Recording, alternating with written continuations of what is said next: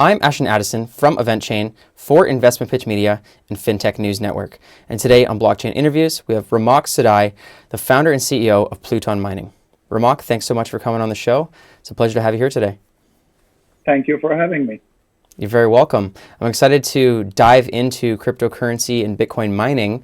But first of all, could you start off by speaking about why Bitcoin mining is a great opportunity and that's why you've seized it, and what is the competitive advantage that you have in the industry as you grow? So let me start with the last part of your question. What we're planning to do, what we have structured to do, is to be able to have a penny, 1 cent per kilowatt hour cost for electricity guaranteed over the next 25 years. That's our claim to fame. I have been involved in mining since 2017. I have not had very good experience, even though some have been very profitable. I was one of the people involved in gigawatts that went belly up. I took ownership of the miners as soon as they arrived. So I made okay out of that deal. But generally speaking, mining hasn't been very structured, very consolidated in a sense. Everybody is there rushing it to make money for the next couple of years, and who cares what's going to happen after that.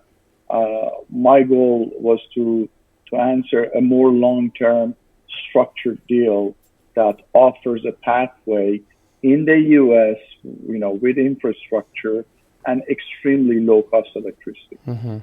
That's great. And from what I understand, having that, cents per kilowatt makes a huge difference if you can negotiate or get a deal or have some kind of competitive advantage.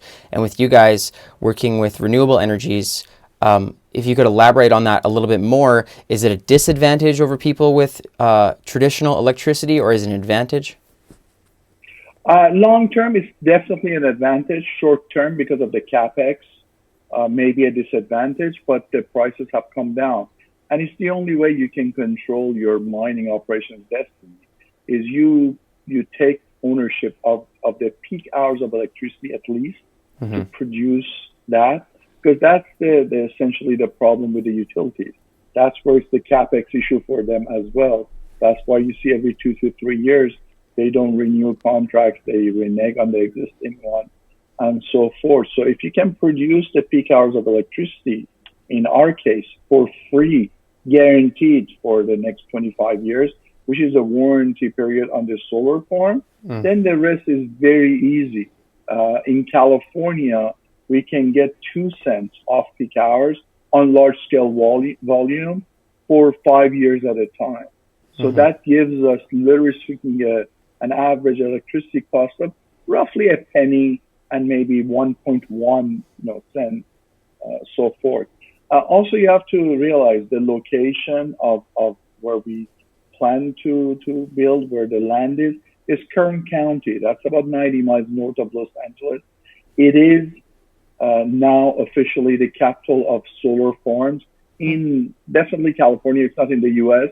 There's already 1 gigawatt of solar farm existing operational.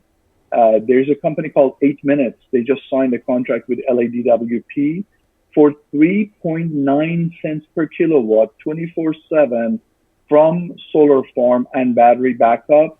So they're picking up about 800 acres in Kern County, literally speaking next door to us.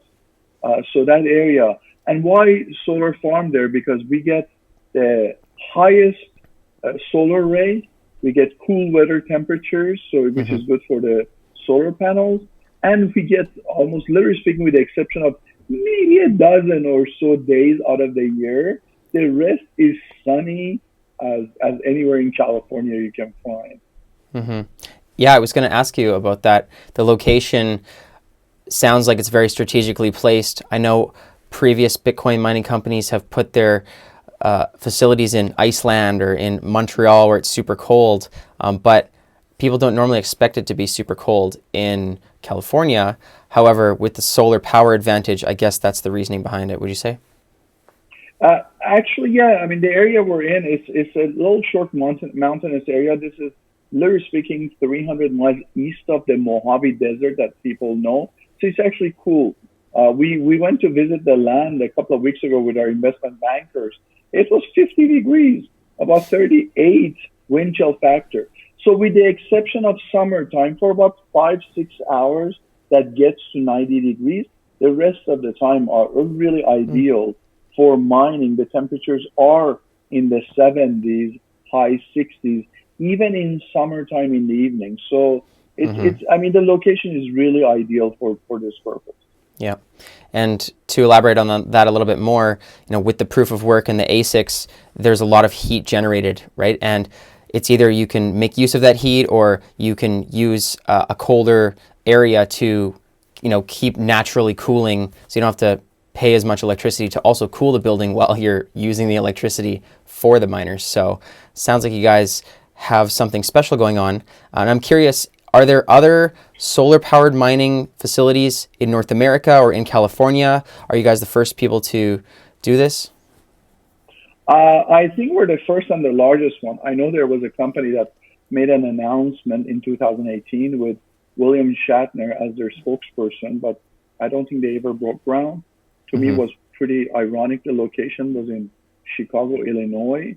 That's probably one of the worst places you could build a solar farm for this purpose.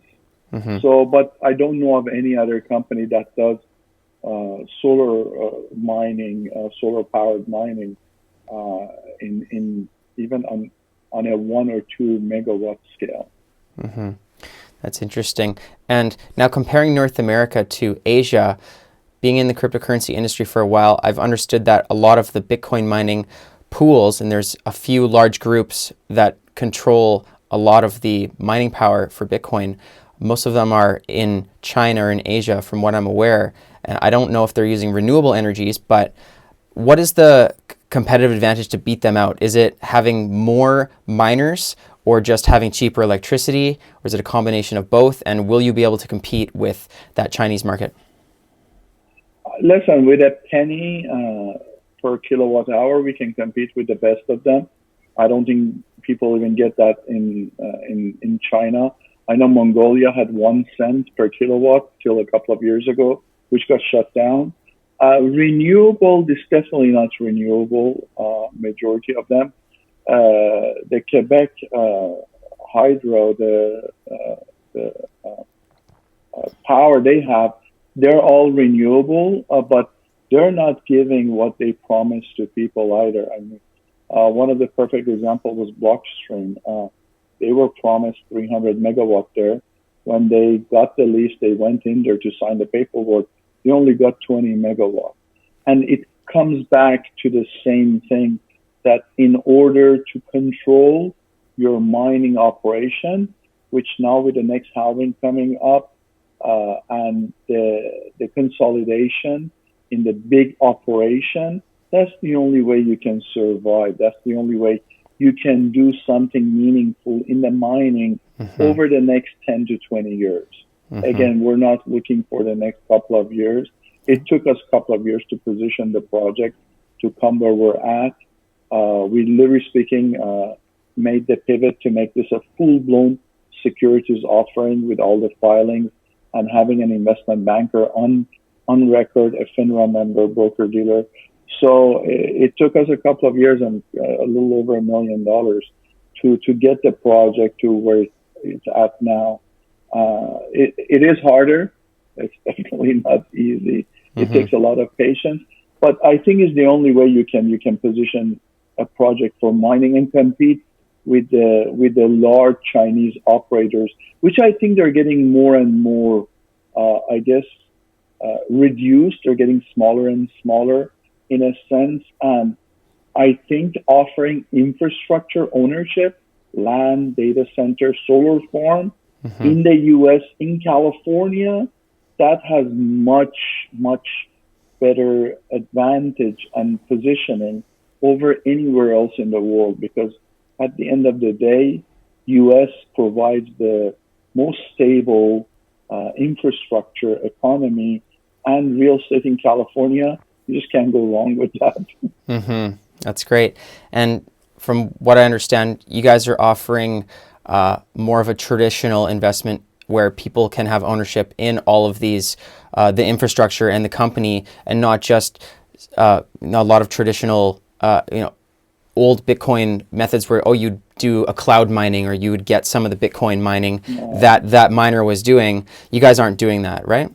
No, we're offering ownership, equity ownership into the infrastructure, from land to infrastructure to the data center, to the ownership of the miners, to everything.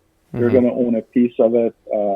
We have done the filing for an exempted offering with SEC.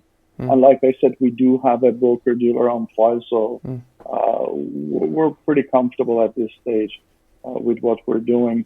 I don't think long term, honestly, all those ICOs, and we've seen what happened. There's like 5, 6 of them. I mean, Gigawatt did it. There was a German company that did another, 20 million? At some point, they were worth $100 million. They didn't even last 10 months. You just can't. You can't be dependent on the utilities for long-term electricity, cheap long-term electricity. That's just not going to work out. Yeah. And are you planning on integrating the blockchain with your securities of your company at any point, whether it's putting them on the blockchain or doing some kind of security token? Correct. So initially, we're offering just traditional, certificate of stock to the investors. It is a company out of Delaware that's going to be issuing the stocks and the ownership of the infrastructure. Delaware passed a law last April allowing us to convert those to digital, essentially tokens, and put it on the blockchain. So long as it's on the blockchain, or this is the funniest thing, or if we can provide a list of the token holders in a spreadsheet, then we can do digitize. And yes, we do plan to do that once we've completed the raise. That's great. And you guys have a lot ahead after that raise as well. Can you give me a glimpse of what the roadmap looks like in terms of building out and operations after the raise is complete? So everything we do is on a 90-day lead time from building. The project, the initial phase for 15 to 20 megawatt solar farm, it's not actually something crazy. Like I said, the next project in that area is 300 megawatt solar farm. The one before that was 700 megawatts. So 15 to 20 megawatt is small enough for a manufacturer to carve a piece out and give us within 90 days installed at about 60 cents per kilowatt installed. So we're looking at $600,000 per megawatt. That gives us 25 years of free electricity during peak hours. And everything else from the warehouse to infrastructure, the land is flat. It's in an unincorporated area in Kern County.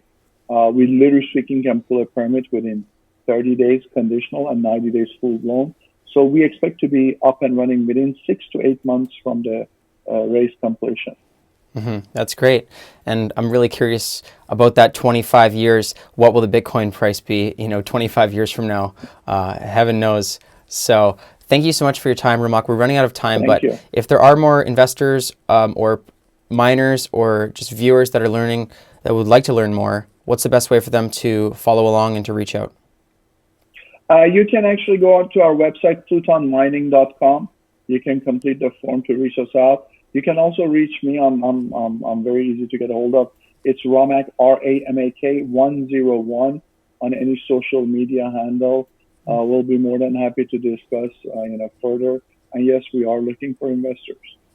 Great. Thank you so much for your time. I'll leave those links in the description box below, and let's follow up in the near future. Thank you so much. Thank you for having me.